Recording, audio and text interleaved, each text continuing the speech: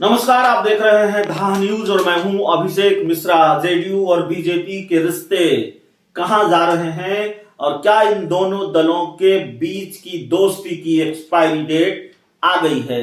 अक्सर हम ये बात करते हैं और फिर दोनों दलों की तरफ से दावा भी सामने आता रहा है कि कोई टकरार नहीं है। लेकिन आज जो खबर बताने जा रहे हैं, जिस तरीके का घटनाक्रम है, उसमें क्या आप ये दावा कर सकते हैं, क्या जेडीयू और बीजेपी ये दावा कर सकती है कि वाकई कोई टकरार नहीं है, बल्कि हम तो ये कहेंगे कि टकरार इतना भीषण है कि दोस्ती अब टूटी कि तब टूटी।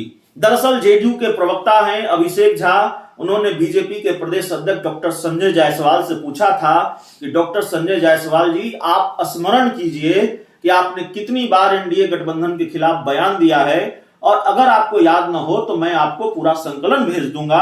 आप जहरीली शराब से मौत होती है आपके लोकसभा क्षेत्र में और आप वहां लोगों से मिलने जाते हैं, उनके पीड़ित परिजनों से, और पैसे बांटते हैं। एनडीए सरकार की नीति के हिसाब से आपका आचरण सही था या गलत था।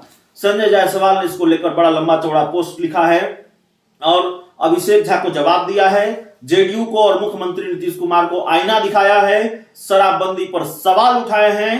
पूरा पोस्ट हम आपको पढ़ के सुना देते हैं, लंबा चौड़ा पोस्ट है, संक्षेप में आपको सुना देते हैं। उन्होंने लिखा कि आज मुझे पता चला कि जेडीयू प्रवक्ता अभिषेक झा जी मेरे लोकसभा क्षेत्र में जहरीली शराब के कारण हुए मृत्यु में मेरे जाने पर मुझसे जवाब मांग रहे हैं। जेडीयू के प्रवक्ता का मुझसे सवाल करना बताता है कि यह सवाल जेडीयू के द्वारा है, क्योंकि प्रवक्ता दल की बातें रखता है, अपनी व्यक्तिगत नहीं। मैं माननीय अभिषेक झा जी को बता दूं कि मैं जहरीली शराब से हुई मौतों के परिवारजनों के घर गया था और अगर भविष्य में भी कभी मेरे लोकसभा क्षेत्र में इस तरह की दुर्घटना घटेगी तो मैं हर हालत में जाऊंगा। अगर कोई व्यक्ति जहरीली शराब से मरता है तो उसने निश्चित तौर पर अपराध किया है, पर इससे प्रशासनिक विफलता के दाग को बचाया नहीं जा सकता और मैं इस शासन के एक घटक का अध्यक्ष हूं तो यह मेरी भी विफलता है। मैं उन गरीबों से इंसानियत के नाते मिलने गया था। मैं अच्छे से जानता हूं कि मरने वालों ने अपराध किया है। वैसे भी अभिषेक झा जी को याद दिला दूं कि मैंने संपूर्ण मीडिया के सामने कहा था कि शराबबंदी कानून की पूर्ण समीक्षा होनी चाहिए। मैं 100% शराबबंदी का समर्थक हूं और मानता हूं कि शराब बहुत बड़ा सामाजिक अपराध है जो पूरे परिवार को बर्बाद कर देता है। दिल्ली से कोई परिवार दार्जिलिंग छुट्टियां मनाने जा रहा है और उसके गाड़ी में बिहार में, संजय जायसवाल ये भी लिखते हैं कि फिर भी मैं यह मानता हूं कि जिस श्रेणी का अपराध हो सजा उसी श्रेणी की होनी चाहिए। दिल्ली से कोई परिवार दार्जिलिंग छुट्टियां मनाने जा रहा है और उसके गाड़ी में बिहार में 1 बोतल शराब पकड़ी गई और उस परिवार की गाड़ी नीलाम हो जाती है।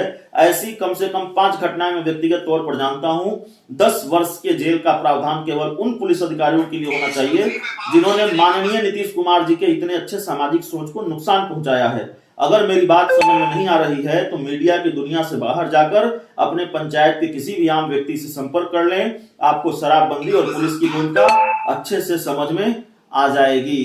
तो ये बड़ा सवाल संजय जायसवाल ने उठाया है, जवाब भी दिया है, शराबबंदी पर सवाल भी उठाया है, आईना भी दिखाया है कि जरा मीडिया की दुनिया से बाहर निकलिए और अपने पंचायत के किसी इलाके में जाइए, आपको शराबबंदी की असलियत समझ में आ जाएगी। तो जाहिर तौर पर नीतीश कुमार की शराबबंदी पर सवाल उठाने की हिमाकत अगर बीजेपी के प्रदेश अध्यक्ष डॉक्टर संजय जायसवाल कर रहे हैं तो जाहिर तौर पर बीजेपी की नीति क्या है, बीजेपी की नीयत क्या है, ये बताने की जरूरत नहीं है, ये समझाने की जरूरत नहीं है। और इस जेडीयू बीजेपी की दोस्ती की एक्सपायरी डेट क्या है वो भी ये बताने की जरूरत शायद नहीं रही है। इस पूरी खबर में इतना ही, इस पूरी रिपोर्ट में इतना ही। बहुत बहुत धन्यवाद।